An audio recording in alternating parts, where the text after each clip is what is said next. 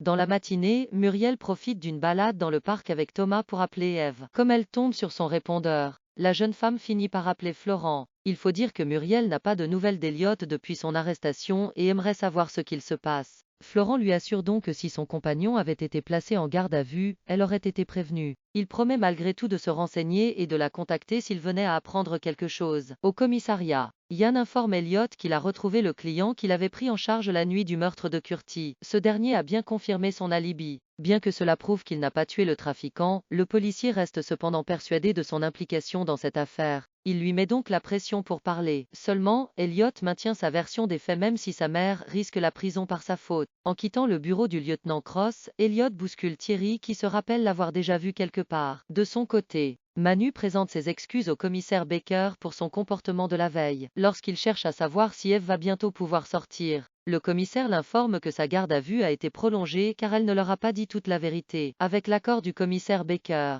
Manu retrouve peu après Ève en salle d'interrogatoire. Après avoir éteint les caméras de vidéosurveillance, le policier la prend dans ses bras puis la pousse à parler. En larmes, la prof de français indique qu'elle ne peut rien lui dire. Manu comprend alors qu'elle couvre Elliot. En fin de journée, Elliot raconte à Muriel que sa mère a été témoin d'un meurtre. Tandis que la jeune femme lui pose de nombreuses questions, Elliot s'emporte et lui demande d'arrêter. L'ambiance étant tendue, le couple finit par se disputer. C'est à ce moment-là que Manu débarque et confronte le jeune homme. Et autant dire qu'il n'est pas content. Il faut dire que le policier est convaincu qu'Ève le protège et il aimerait savoir pourquoi. Elliot prétend bien évidemment qu'il ne connaît pas Curti, mais le policier ne le croit pas. Furieux, Manu commence à s'en prendre physiquement à Elliot en hurlant qu'Ève risque de passer sa vie en prison à cause de lui. Je ne vais pas la laisser plonger à ta place, tu m'entends? Jamais, je ne vais pas te lâcher, dit-il. Avant de partir, Manu conseille à Muriel de partir d'ici et de le quitter car il ne lui apportera que des ennuis. Même s'il hésite, Muriel reste. Une fois le policier parti, elle demande à Elliot de lui dire la vérité. Le fera-t-il? Après 2 jours d'absence, Johanna est de retour au cabinet. Si elle se sent beaucoup mieux, l'avocate est surtout ravie que Claudine ait pu la remplacer sur la conciliation pendant son absence. Lorsque Florent lui apprend que Maître Baker a déconseillé à Jeannette de présenter ses excuses à Monsieur Bréval, Johanna perd immédiatement son sourire et s'agace. De son côté, Claudine est au téléphone avec Jeannette qui lui reproche d'avoir changé sa stratégie sans lui demander son avis. L'avocate lui explique alors qu'elle ne pouvait pas la laisser se faire humilier de la sorte. Selon elle, la stratégie de Johanna était une erreur.